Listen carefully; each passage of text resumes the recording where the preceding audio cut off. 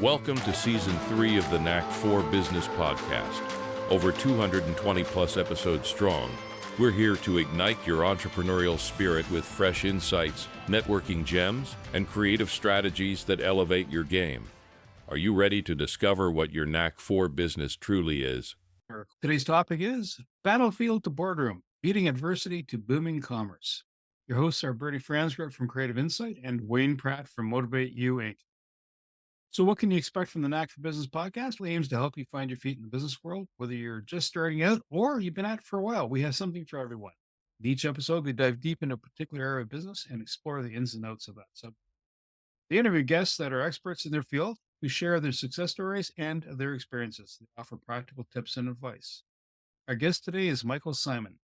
Michael grew up in Columbia, Missouri, and attended a small private college in Minnesota after graduating high school, where he was a swimmer both in high school and for 3 years in college. He earned a master's degree in international business from St. Mary's University of Minnesota and built a career in sales across various industries, including wireless communications, quick printing, light industrial equipment. After the events of 9/11, Mike felt the need to give back to his community and country, leading him to join the Minnesota Army National Guard, where he was deployed to Iraq, completing an extended tour that ended in 2007. During his service, Mike sustained both acquired and traumatic brain injuries, which left him classified as a disabled veteran, causing a significant shift in both his civilian and military careers. Despite these challenges, he found renewed purpose through participation in disabled veterans sports clinics, where he rediscovered his love for skiing and cycling. Today, Mike is an active alpine skier, triathlete, and vetrepreneur, helping to launch several businesses. His mission is to serve as an example for veterans and citizens with disabilities, showing that with the right mindset, almost anything is possible, regardless of the challenges life presents. His current ventures include working with a company focused on test-based nutrition and supporting his wife's business. Mike, welcome. Do you have a favorite quote or saying? There's quite a few quotes, but one that really sticks out is talk about an example by Mr. Winston Churchill, the late great. You make a living by what you get. You make a life by what you give. That's one of my favorite quotes. Your journey from sales to the military. How does that shape your role today? Like, how does that bring you into the entrepreneurial space? Of course, did my schooling and I went into sales. Like I didn't know what I was going to do right out of college. All I knew is I just didn't want to sit behind a desk all day. And so I went into sales and I had some success at it.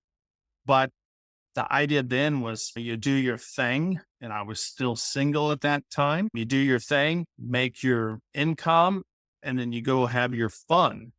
And always, until I did the military, there was always, I felt not necessarily empty, but something was missing inside. And then, of course, 9/11, that finally pushed me over the edge, and a good thing to join. I still was working in the corporate sales. I had the corporate job and so forth. And after I came back and then I had those brain injuries and I got service connected, it gave me the opportunity. I was going to be out of work essentially for a while. I wasn't able to work like at the level I was. I decided, you know what? Corporate, I've learned a lot, gotten what I can out of it, but I've always wanted to do something entrepreneurial. And that was my opportunity. So if I never joined the military and I never had essentially come disabled, who knows? I might still be doing the same type of things today. I could have been making still a pretty good income and so forth, but that's probably what I'd be doing. And I think I'm a lot happier going the route I'm going now. So there's a reason, a lot of times I believe there's a reason why things happen the way they happened. So I really like the term vetrepreneur. I've never heard that before. I really like it, and I think it's a real resource.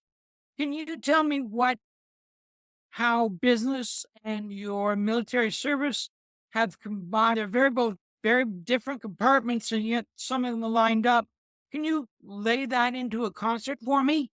I'd say the different, first of all, I'm going to say entrepreneur. So many I've seen it. And so that's just what I call it. And I'm not the only one. As far as a line, yes, they are different departments, but success in the military or the military life and success in a business they do go hand in hand. And a lot of times discipline, following a plan and so forth. That's the thing. Also in the military, particularly if you're put in certain situations that are essentially out of your control, you learn how to deal with stress and chaos and so forth. That's going to happen to entrepreneur. No matter the greatest product or service, the right thing, you're still going to face challenges. My wife's business right now, it's a great business, but we're essentially going through the growing pains. And that's what it is. And you have to learn how to deal with it. If you have the greatest thing in the world, you're still going to have stressful times. And it is what it is. And I believe the military can help with that. It makes really good sense, right? You'll find your true metal inside you. It should come to the surface. The potential comes up. Suffering a traumatic brain injury and getting back into civilian life. So you've left the military side of the fence. You're going, okay, you're discharged, a medical discharge, and going from there to, okay, I'm not back in the military. I'm not running 2 miles a day or slogging a backpack, whatever the case might be. How did you find that transition coming back? And then you going into the entrepreneurship space? When I came back in 2007, of course, I took some time off. We all needed that time to decompress. But I went back to my corporate job or corporate life, and I was still essentially on the drill status. Now they found out, it was about 9 months later, my behavior and mood and everything was changing, PTSD and so forth. And it came to my wife, who's in health and wellness. So she's a pediatric occupational therapist by trade. She says, there's something wrong with you. You're not essentially the man I married. And it turned out to be, that was the acquired brain, my tumor. How was I going to say it? It took me until then, and when I finally got misdiagnosed, and I went through my surgery, we really realized my career was put on hold. My civilian career, I worked like probably 70 hours a week. We didn't have a child yet. And so we're both essentially workaholics, and I liked it. Regardless of what some people say, I liked working. I liked having a good time, but I feel like I wasn't worth much if I didn't put in 110%.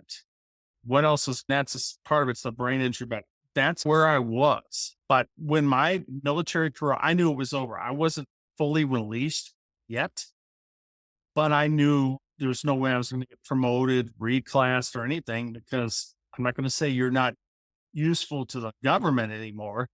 But if you're not deployable, that's what you are in most cases. And that's where I was. And so and I won't deny it was very tough. I felt like my identity was gone. I couldn't work the hours I did, the military and so forth. And for quite a long time, it was about 18 months that I felt like what you're calling a funk a lot of days. And it was going to that winter sports clinic, the first thing that really started to turn the ship around in a positive direction. Because I got back up in skis. I grew up skiing. I'm from Missouri, so we went out west versus they have skiing here, but there's smaller hills and so forth. But that got me back up on them. Great. I love this. And then I went to a summer sports clinic and got back on a bike.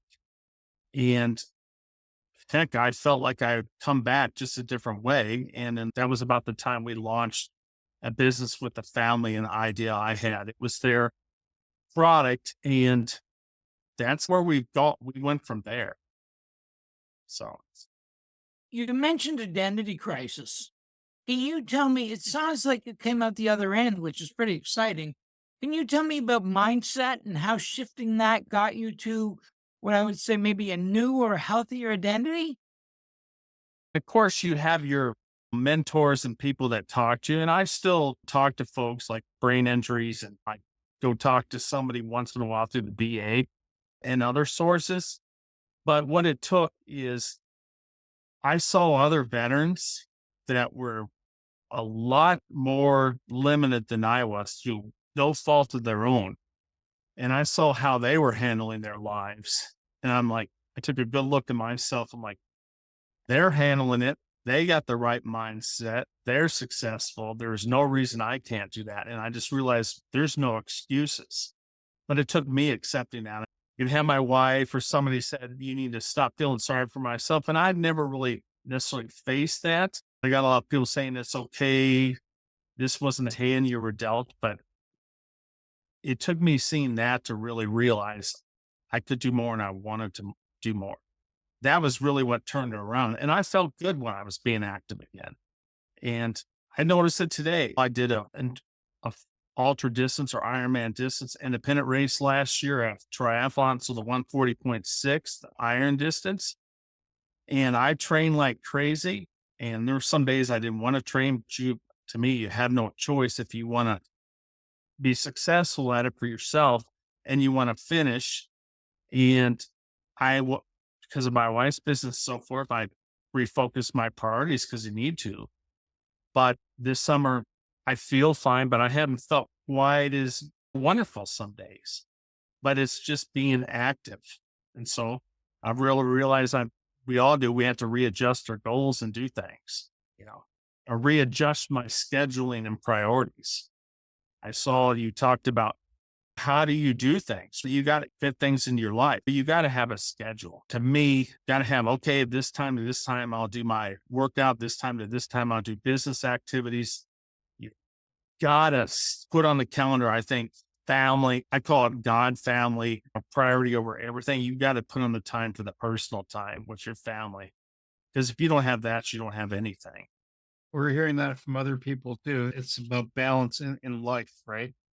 Family, the job, your health, getting sleep, eating well, right? If you're into junk food, God bless, but it's going to take you down a dark road.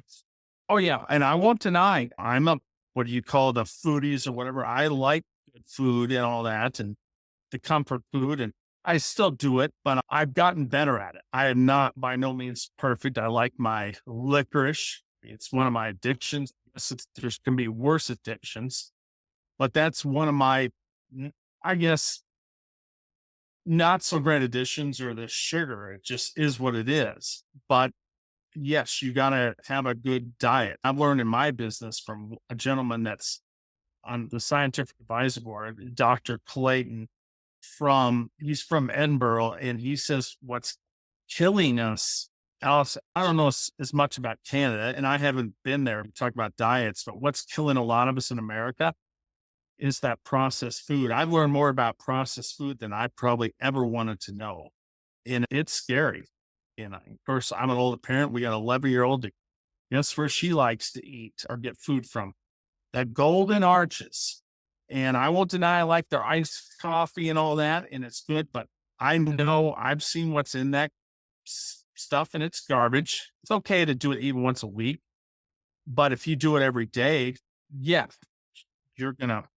you will notice a not so positive outcome, particularly the older you get.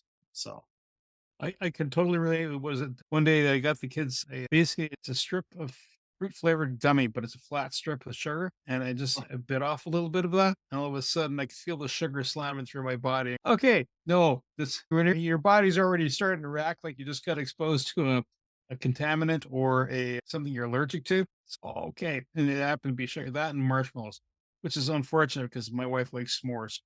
And, oh yeah, my daughter loves them. And we on our property made a little fire pit, what she likes to do. And I think that's fine to have your one or so. But if I eat more than two, then I feel it the next morning as far as my body doesn't feel as well. And I really started to notice that. Michael, you talked about business and military, and then you alluded to a health or nutrition company. Can you walk me through that journey and tell me about the nutrition company? Sure. Back up a little bit. Of course, when I first got out, or when I first started the family, we had a family barbecue sauce business, award-winning recipe. And our big line was a gluten-free. My wife's relatives have won the Minnesota State Fair 3 times, which is a pretty big deal. And because we had a niece that had really celiac disease to the high level. She eats hardly any gluten. You're asking for trouble. And now my wife's been diagnosed, not maybe quite as severe, but that. So our big line was a gluten free. And I learned a lot in it. We didn't get wealthy, but I learned a lot about things. I learned things you do and you don't do in business. That is what it is. I did that. And then I had marketed pet insurance for a couple of years. Where I went around and built relationships with veterinary hospitals. Actually, that was with a company that was out of Canada. I think the CEO, which is a brilliant man, I think he was from BC, it's done really well. And it was essentially your own business, but you were contracted. And it was challenging in my market, but I learned a lot and things were growing. And then because of my health issue, brain injury, I was set back. I had a breakthrough seizure. So we made a decision to step down. It wasn't because of performance or not a fit anymore. It just is what it is. And so I didn't know what I was going to do for a while. So I did some consulting and then veteran advocacy work, advocating for veterans and citizens with disabilities. And this came along. The company was in Zeno. It is direct sales, but more customer is recruiting people to do what you're doing. But I was skeptical and I really wasn't interested at all, but it was a good friend, an old coworker. And he kept calling me, as persistent, which you have to be in the proper way. I finally said, great. Sat down, had coffee with him, explained it, the product and the main core product. And I said, okay, here's the deal. I will become a customer and try the product. And if it works for me, I will consider becoming a partner. No promises, but I will consider it. But it turned around and it actually worked because the product is what you call balancer, which is an omega-3 product. And the idea of having your omega-6 to omega-3 and balance is a big thing. And that goes back to nutrition. In North America, all the food we eat, and you can get omega-3 from almost anywhere. Different that makes us different from the other options out there is one, I believe in more cases than not, you get what you pay for. What you pay for in the front end is going to show what kind of results you're going to get on the back end. Not always, but a lot. And then secondly, our product is a test-based solution versus a guest-based. And what I mean by that, we have a baseline balance test, which is essentially portable blood test, which is sent into an independent lab, and this lab has quite a few clients, not just in Zeno, which makes me feel good because if sometimes it's set right in house, there's just no guarantee that they're the right results coming out in the US. And I don't know about Canada. And so haven't looked at data. It's 25-1. And that goes back to our diet. Not everybody, but quite a few. Even some of the folks that I think they're very disciplined in their lifestyles. They exercise, they always eat right. Most of them are out of balance. But how did I get into it versus the military? I'd done other businesses and things, but for what I do is recreational. It's a good fit. And secondly, after I had that neurosurgery, I was in pain all the time. It really started with headaches. I had a tumor that was acquired injury that got service connected because it grew over there for different reasons. I took ibuprofen like crazy. And I'm not talking about the ones you say buy at Costco or say Walgreens, where you get a big bulk, 100 milligrams or whatever. I'm talking about with our VA hospital, the Veterans Hospital, 600 milligrams. And I was taking an average of 3 of those a day. Wow. And since I've been on this, I'd hardly ever take one of them. I think I took one in the last couple of years, or a couple when I did that ultra distance triathlon. And I took them before the race because I knew I was going to probably experience the physical challenges. And that's one of the things I knew it was going to get me through it or help. But I was addicted to what you call sleep meds. I took those like every night. I felt pain addiction dependent on them. And then I'm on one of our other supplements and I hardly ever take one at all because I'm still on some medication and so forth, and I know it's necessary. One of the sayings is, unless you absolutely have to take a prescription med, don't, because a lot of the times, more often than not, that medication is going to have its side effects and then you're going to end up going on another one. And I'm not the biggest fan, necessarily, pharmaceutical companies. I know they do some right things and have great people, but I don't want to, if you don't have to become dependent on it, don't do it. And that's back to it too with this. I like more the holistic approaches.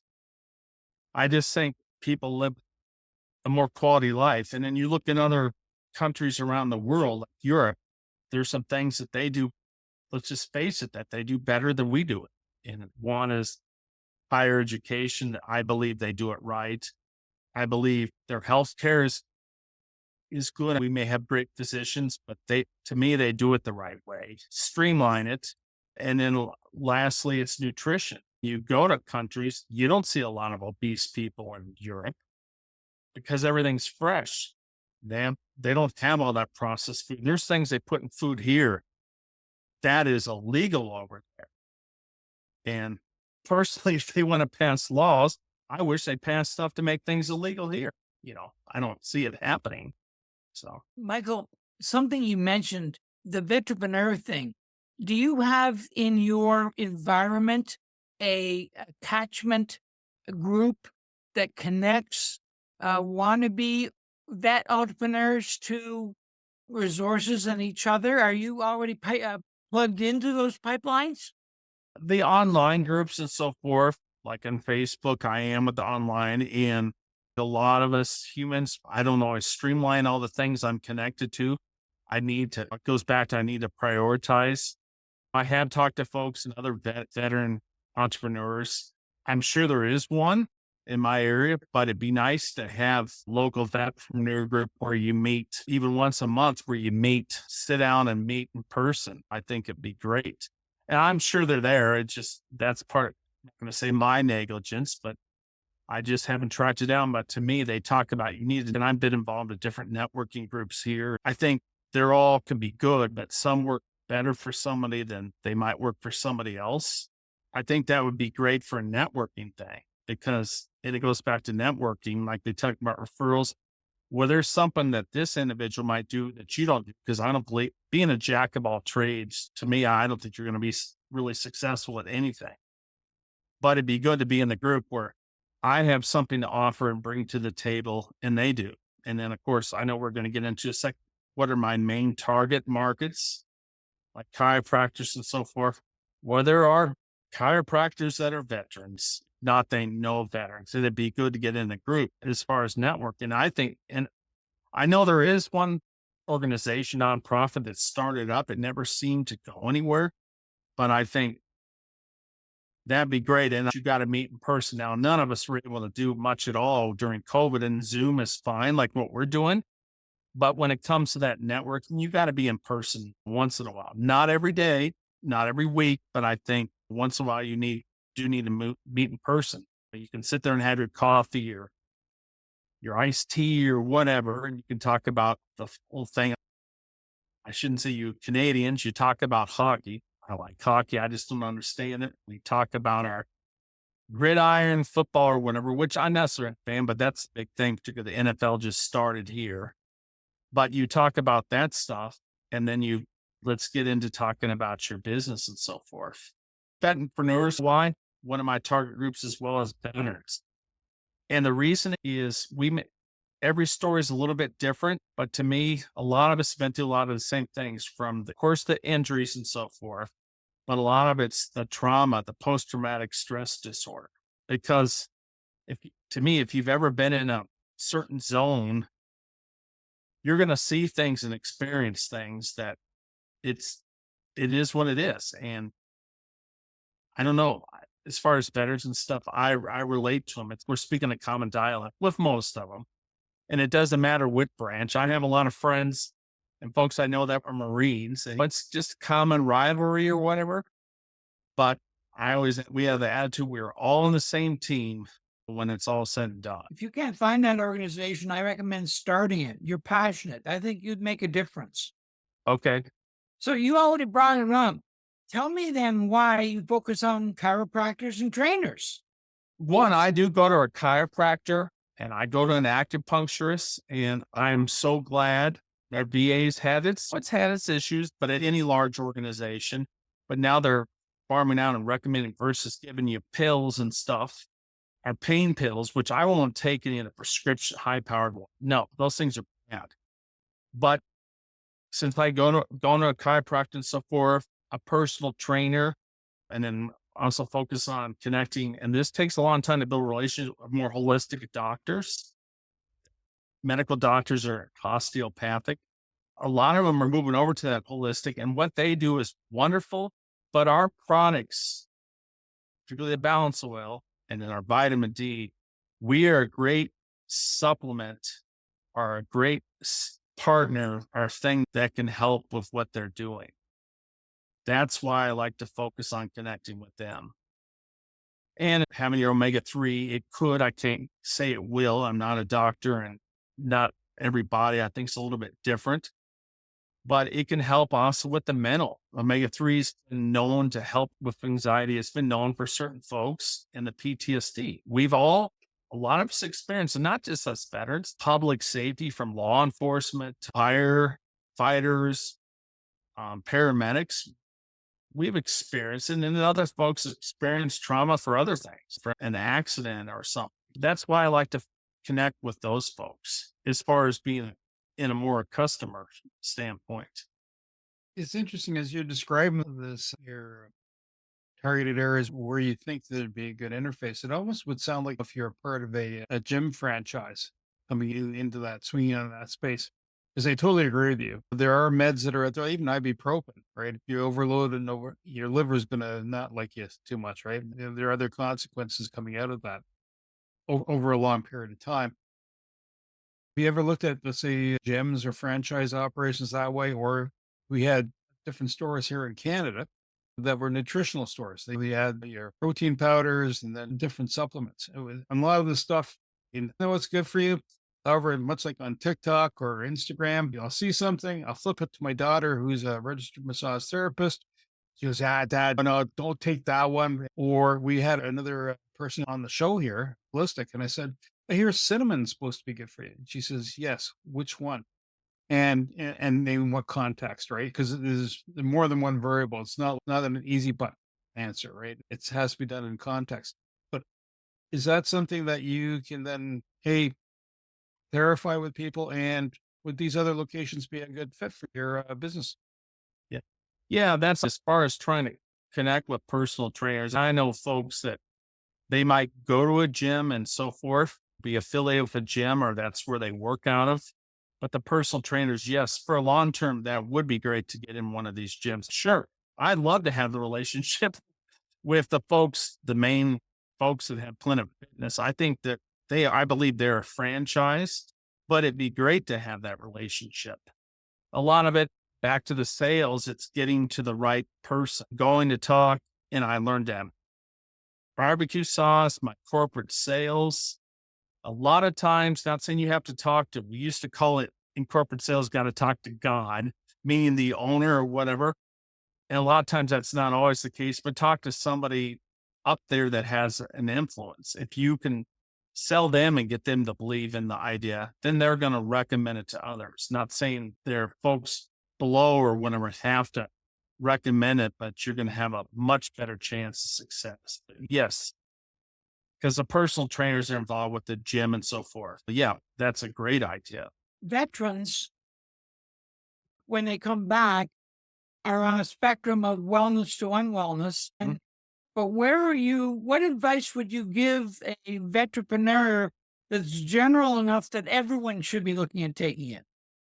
You mean taking this Xeno product or my balance soil, or at least being a No, your advice. I'm talking about the things you've learned. entrepreneurship isn't for everybody, but that's fine. But the ones who want to have had success, particularly ones I'd say have good leadership and they don't want to necessarily go straight to the corporate or whatever, or do something like that. I always say, why don't you look at starting your own thing? If you, like you said, if you have a passion or you have a talent, look at doing, I call it your own show, or that's what I used to call it. Because one, in the military, you're going to have the discipline, you're going to have the routine. Now, I'm a person of routine. Some folks can get away and fly by the seat of their pants. That doesn't work for me. It didn't work for me before injury and so forth. It definitely doesn't work for me now. but a lot of times are going to have the discipline. They're used to working on a routine. They're going to develop, in a lot of cases, leadership skills. And that's what it takes. Sometimes in the leadership in the military, you have to make uncomfortable and harder decisions. And a lot of times there, you have to do it in an instant versus I think that can help you being successful as an entrepreneur. You're going to have to make decisions sometimes you don't like but in the military, I believe you're programmed to do that. I understand you have a desire to write a book. Tell me about that. What's your core message? I wrote a rough draft. It's been at least a decade ago. I call it the hidden injury. This is when I was in the barbecue sauce business and I was just starting to ski again. The hidden injury. And what I meant by the hidden injuries are brain injuries. Now, somebody loses their limb or loses their leg or arm or so forth. You can see that. But for a brain injury, you don't see. And somebody like me, I consider myself fairly high functioning, meaning this time of day, I'm pretty alert to what's going on and everything. But go talk to me at 10 o'clock at night if I've had a long day and I'm not as quite functioning or aware. And a lot of it feels like, what's wrong with him or her? They look fine. They act fine most of the time. What's wrong with them? Are they short of a six-pack or whatever? But a lot of it's a brain injury. You just don't see it. And that's why I like to write a book to talk about it. Call it the hidden injury, one. And two, another message I want to get out in that is many things are possible. One, I feel like it's something therapeutic I got to do. Sure, if you get to speak or you make a little bit of a nice supplement for them, great. A lot of it's getting the message out there, showing veterans and folks with disabilities and so forth that there is life after it. And it's not the cards you're dealt, it's how you react to it. Some of the most successful people I know of, they weren't the best at what they do. Even I like to read, I read a gentleman by the name of Tim Grover, and he's pretty blunt. And then also I don't know if you know who David Goggins is. He was a Navy SEAL, and I tell folks he's great, but if a little bit of harsh language or whatever, please do not waste 1 minute. But Tim Grover, he's not quite that harsh, but he's straight to the point. The reason I respect him is because he's a personal trainer for Michael Jordan and Kobe Bryant. I think Dwayne Wade, a couple of other of these star athletes, and now he speaks to companies and he'll tell you, Michael Jordan, yeah, they had above average ability, but they didn't have the most ability. They just had an unwanted desire. And Kobe, especially, they were going to do what it takes no matter what. And it set an example. And that's what I want to show. You don't necessarily have to be the best or the most ability. I relate a lot of stuff to athletes. And I think all of us here have heard of Tiger Woods, but there's another golfer that grew up in my neck of the woods, or didn't grow up, but he graduated from high school, named John Daly. I don't know if you ever heard of him. All right, look him up. John Daly, Tiger said he had more ability than any golfer Tiger said that he ever knew. But John, he's a pretty good guy. I like him. I don't know him personally, but I like his style. But he was more to having a good time, having his beers, doing other things. But Tiger he wasn't perfect, but he worked like a dog. He's very intense. After he would play his round, he'd go to the gym or he'd hit his multiple golf balls. And remember, he talked about one time, John Daly, hey, let's go out and have a beer and Tiger said, no, you can maybe get away with this, but I got it. This is what I need to do to keep on top. And that was back in it. So it goes back to, you may not have the most ability, but you have to have the most desire to succeed. And it's the same in business. I'd say Elon Musk is pretty successful now. He's considered kind of a controversial figure right now, but he's had his issues. I'd say he's on the spectrum. I've heard of authors that got to college. I don't know if there was some author, I can't remember which one, but he went to a local university here. In the first semester, the teacher, the professor said, why are you even here? They told him that. And back to Michael Jordan, he was cut from his varsity basketball team as a sophomore. Most people would have said, this isn't for me and done something else, but that's different. So, You have the heart of a lion and you have the passion to go with it. mhm. It gets you. So at the end of the day, you sit back and you go, okay, taking stock of everything. What are the kind of the key pieces you want to relay to either vets, people that have had disabilities tossed in their lap because just something's happened? Or as we've talked to one lady, she's out in BC, she's quadriplegic. She ran a pizza joint. But from your take, what are the key takeaways you want to relay to people? I want to say again is anything's possible. And I've been told more than once when I was young, and I don't want to say young and dumb. I could say flight off the handle when things went wrong, but it's going to happen. This is prior military. It's not really what happens. It's how you react to it. And if you can calm down and think for a second, for a moment or so, and then realize, hey, this isn't a great situation. What are we going to do? You have to learn, and then you have to have a game plan. And then when somebody tells you, because there's always going to be the people that mean the greatest intention. I have family, God bless them, but they say, just accept what you have and you can't do this. If I want to do something and I know I can do it, I appreciate their advice, but I'm going to do what I do it anyway. And you're going to have days that you'll have self doubt. Most of us I have to go back. I've written this down, or have my little book written down, my goals or my dreams or desires. I look at those and I've learned I'm going to tell myself I'm going to do this. And I know I'm going to do this. And a lot of it, I think if it's put in your heart and you don't feel comfortable with your life unless you're pursuing something on those bad days, just remember that and pursue for that. Heck, I'd love to talk to the person who's caught a pigeon and got that piece of joy. Cause a lot of it is, I need a reminder just like everybody else does some days. I do. And I still like to go to these veterans events because like I've seen these triathletes, one of them, he was an Army Ranger, but what you call, okay, I'll just say badass. And then he got in a motorcycle accident or somebody hit him through no fault of his own. He got right on. He was just in the Paralympics as a triathlete. He wasn't going to let that keep him down. So I need folks like that. And then another person that I'd say she's been a way mentor. I know her, but coach named Melissa Stockwell. She was the first female that lost a limb in Iraq. But she found a Dare to Try, which is a paratriathlon club out of Chicago. But she was Olympics again. She's in her 40s, so she's not, say, at the top of the game. But the fact that she made the team again, that was the third time. She was world champion Pride Olympics years back.